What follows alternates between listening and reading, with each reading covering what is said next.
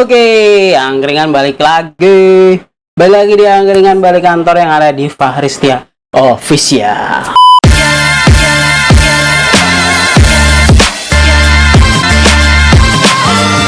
Masih di edisi angkringan lawan corona, jadi di rumah aja, jangan kemana-mana. Prokes tetap dijaga dan jauhi kerumunan.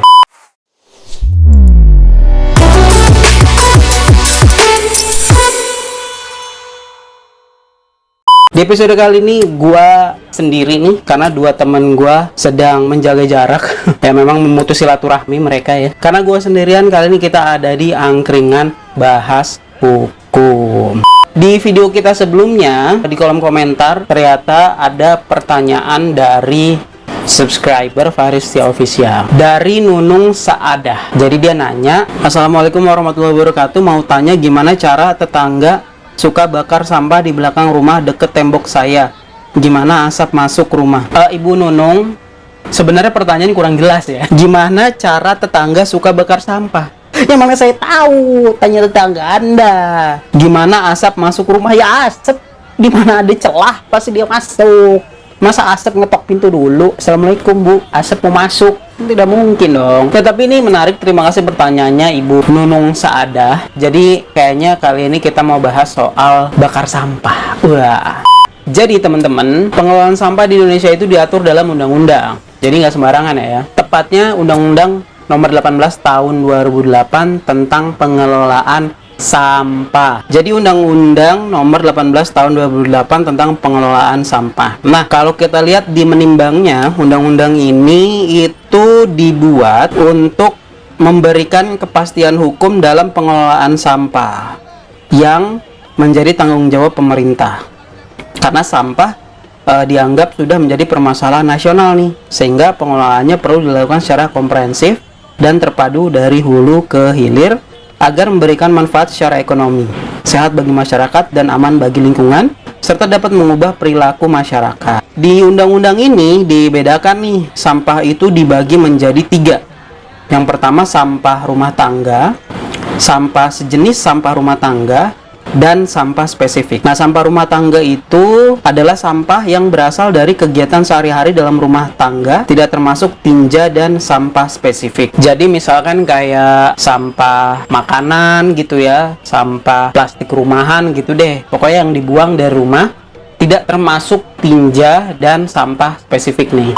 Yang kedua adalah sampah sejenis sampah rumah tangga, yaitu sampah yang berasal dari kawasan komersil, kawasan industri, kawasan khusus, fasilitas sosial, fasilitas umum, dan atau fasilitas lainnya. Jadi, misalkan sampahnya sama nih, sampah makanan atau sampah plastik, tapi dia datangnya dari kawasan komersil atau kawasan industrial, maka itu namanya sampah sejenis sampah rumah tangga. Jadi dia sejenis, tapi bukan sampah rumah tangga. Jadi dia beda nih, beda jenis nih. Ya pokoknya sampah. Yang ketiga ada sampah spesifik, meliputi sampah yang mengandung bahan berbahaya dan beracun, sampah yang mengandung limbah bahan berbahaya dan beracun, sampah yang timbul akibat bencana, puing bongkaran bangunan, sampah yang secara teknologi belum dapat diolah, dan atau sampah yang timbul secara tidak periodik. Nah, jadi untuk sampah spesifik ini, walaupun produksinya dari rumah tangga, itu tetap namanya sampah spesifik. Jadi nggak jadi sampah rumah tangga. Nah, sampah spesifik ini kan udah jelasin tuh jenisnya apa aja. Jadi yang ada di luar dari sampah yang disebutkan dari sampah spesifik ini bisa jadi masuk ke sampah rumah tangga atau sampah sejenis sampah rumah tangga. Nah, terus berdasarkan pasal 29 undang-undang ini, setiap orang dilarang memasukkan sampah ke dalam wilayah NKRI, mengimpor sampah, mencampur sampah dengan limbah berbahaya dan beracun, mengelola sampah yang menyebabkan pencemaran dan atau perusakan lingkungan, membuang sampah tidak pada tempat yang telah ditentukan dan disediakan, melakukan penanganan sampah dengan pembuangan terbuka di tempat pemrosesan akhir, dan atau membakar sampah yang tidak sesuai dengan persyaratan teknis pengelolaan sampah. Nah, jadi di undang-undang ini sudah dijelaskan kalau setiap orang itu dilarang untuk membakar sampah yang tidak sesuai dengan persyaratan teknis pengelolaan sampah. Jadi orang tuh nggak bisa sembarangan aja bakar-bakar sampah. Kalau pakai penafsiran a contrario, berarti kan orang boleh aja dong bakar sampah asal dia sesuai dengan persyaratan teknisnya. Nah, berarti harus tahu dulu nih gimana sih persyaratan teknisnya dan itu diatur di mana. Nah, Badan Standarisasi Nasional itu sudah menerbitkan SNI, Standar Nasional Indonesia nomor 192454/2002 tahun 2002 mengenai tata cara teknik operasional pengelolaan sampah perkotaan sebagai standar pengelolaan sampah. Di sini diatur kalau pembakaran sampah adalah salah satu teknik pengelolaan sampah dengan membakar sampah menggunakan insinerator sesuai dengan ketentuan yang berlaku. Insinerator sesuai ketentuan yang berlaku tuh maksudnya apa ya? Pertama, insinerator itu apa dulu?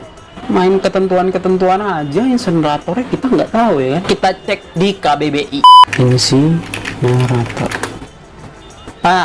Tungku perapian atau pembakaran wadah pembakaran sampah. Insinerator berwawasan lingkungan adalah alat yang digunakan untuk meminimalkan sampah dengan cara membakar pada temperatur 700 derajat Celcius pada tungku bakar dan 200 derajat Celcius di cerobong. Orang itu bisa bakar sampah sebagai salah satu cara pengelolaan sampah, tapi bakarnya itu harus dengan temperatur 700 derajat Celcius pada tungku bakar dan 200 derajat Celcius pada cerobong. Itu baru bakar sampah yang sesuai persyaratan pengelolaan sampah. Kalau nggak gitu, berarti nggak boleh. Dan kalau kita lihat yang dilakuin oleh orang-orang di sekitar, kayaknya nggak gitu ya. Mana ada orang bakar sampah pinggir jalan pakai cerobong apa tungku ya kan? Paling sampahnya ditaruh di pinggir kali ya kan, terus dibakar aja. Kadang-kadang ada yang di samping rumah tetangganya atau di depan rumah tetangga, terus sambil asapnya digini-gini biar nyampe ke rumah tetangganya gitu. Dikira bakar sate kali. Tapi berdasarkan Undang-Undang 18 tahun 2008 ini, nggak semua orang punya kewenangan untuk melakukan pengelolaan terhadap sampah. Karena di pasal 17-nya dijelaskan bahwa setiap orang yang melakukan kegiatan usaha pengelolaan sampah wajib memiliki izin dari kepala daerah sesuai dengan kewenangannya. Jadi mau itu dibakar atau dikelola dengan cara yang lain, itu orang yang melakukannya harus mendapatkan izin dari kepala daerah. Kayaknya bapak-bapak yang bakar sampah di pinggir jalan nggak punya izin dari kepala daerah ya, paling izinnya dari RT doang kan ya. Ngapain bang bakar sampah? Oh ya udah, hati-hati ya, itu kata Pak RT sambil lewat. Kalau ditanya surat-surat izinnya ada apa enggak, tentu saja tidak mungkin dong, paling dia nunjukin sertifikat vaksin ya. Nah, sebagai turunan dari undang-undang ini disusun beberapa peraturan daerah. Misalkan kalau di DKI Jakarta itu ada Perda DKI Jakarta nomor 3 tahun 2013, dan ini sudah diperbarui dengan Perda DKI Jakarta nomor 4 tahun 2019 tentang pengelolaan sampah. Di Perda DKI Jakarta ini diatur juga setiap orang dilarang membuang sampah ke TPST dan TPA di luar jam 6 sampai dengan jam 9, membuang sampah ke sungai, kali, kanal, waduk, situ dan saluran air limbah, membuang sampah di jalan, taman dan tempat umum, membuang sampah ke TPST atau TPA tanpa izin, membakar sampah yang mencemari lingkungan, memasukkan dan atau membuang sampah ke daerah, membuang, menumpuk, menyimpan sampah atau bangkai binatang di jalan, jalur hijau, taman, sungai, kali, kanal, saluran air, fasilitas umum, fasilitas sosial, dan tempat lainnya yang sejenis, membuang sampah dari kendaraan, membuang sampah ke TPS menggunakan kendaraan bermotor, mengeruk atau mengais sampah di TPS kecuali oleh petugas kebersihan untuk kepentingan dinas, membuang sampah di luar tempat atau lokasi pembuangan yang telah ditetapkan, mengelola sampah yang menyebabkan pencemaran atau perusakan lingkungan, mengangkut sampah dengan alat pengangkutan bukan peruntukan angkut sampah, dan atau menggunakan badan jalan sebagai TPS. Salah satunya adalah setiap orang dilarang membakar sampah yang mencemari lingkungan. Di sini kita bisa lihat salah satunya adalah setiap orang dilarang membakar sampah yang mencemari lingkungan. Ini khusus di DKI Jakarta ya, tapi aturan nasionalnya ada di Undang-Undang Pengelolaan Sampah yang tadi. Nah, lebih lanjut di pasal 135 Perda DKI, setiap orang yang lalai atau dengan sengaja membakar sampah yang mencemari lingkungan dikenakan sanksi pidana sesuai dengan ketentuan peraturan perundang-undangan. Ketentuan peraturan perundang-undangan yang mana nih? Nah, di penjelasan pasal 135 ayat 1 Perda DKI 3 2013 ini dijelaskan kalau sanksi pidana bagi setiap orang yang dengan sengaja atau lalai membakar sampah mencemari lingkungan itu sebagaimana diatur dalam pasal 112 Undang-Undang 32 tahun 2009 tentang perlindungan dan pengelolaan lingkungan hidup. Nah, berarti sekarang kita buka Undang-Undang 32 tahun 2009 tentang pengelolaan lingkungan hidup. Di sini bunyinya adalah setiap pejabat berwenang yang dengan sengaja tidak melakukan pengawasan terhadap ketaatan penanggung jawab usaha dan atau kegiatan terhadap peraturan perundang-undangan dan izin lingkungan sebagaimana dimaksud dalam pasal 71 dan pasal 72 yang mengakibatkan terjadi pencemaran dan atau kerusakan lingkungan yang mengakibatkan hilangnya nyawa manusia dipidana dengan pidana penjara paling lama 1 tahun atau denda paling banyak 500 juta rupiah. Jadi penjaranya paling lama 1 tahun, denda maksimal 500 juta rupiah. Gila. Cuma gara-gara bakar sampah, uang yang harus Anda keluarkan seharga rumah non subsidi di daerah penyokong ibu kota. Tapi sih di undang-undang ini agak aneh sih. Kalau kita lihat di Perda itu kan subjeknya adalah orang yang bakar sampah ya. Kalau merefer seharusnya kan subjeknya sama ya. Tapi kalau yang di Undang Perlindungan Lingkungan Hidup ini subjeknya itu adalah pejabat yang dengan sengaja tidak melakukan pengawasan. Jadi subjeknya beda. Apakah ini diartikan kalau yang diambil adalah hukumannya aja? Jadi setiap orang yang bakar sampah di DKI Jakarta tidak sesuai ketentuan peraturan perundang-undangan berarti bisa dipidana paling lama 1 tahun atau didenda maksimal 500 juta. Ya mungkin bisa ditafsirkan gitu sih. Tapi memang undang-undangnya agak nggak inline nih.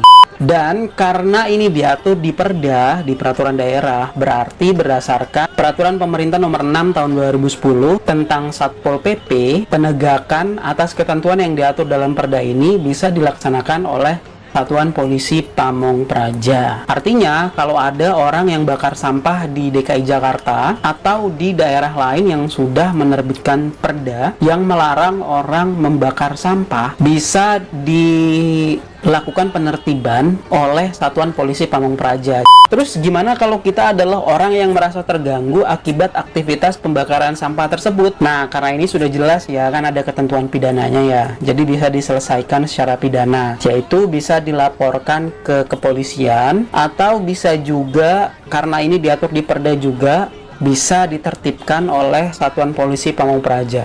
Jadi mana aja yang paling dekat dan paling mudah, mau ke polisi atau ke Satpol PP bisa, atau bisa juga gugatan secara perdata jikalau dapat dibuktikan karena pembakaran sampah itu ada perbuatan melawan hukumnya, PMH-nya, jadi merugikan, misalkan catnya jadi hitam, jadi dia harus ngecat lagi, ada kerugian finansial di situ. Nah, nanti itu bisa dibuktikan sih, tetapi itu kuat-kuatan di pengadilan. Nah, tapi selain itu juga peran RT RW dan tokoh masyarakat di sini tentu penting ya. Jadi bilangin jangan bakar sampah, dibuang aja, nanti biar disalurin ke TPA, biar TPA yang buang. Jadi nggak usah sosokan bakar-bakar sampah. Anda bukan Bantar Gebang, biarkan itu menjadi tugas Bantar Gebang.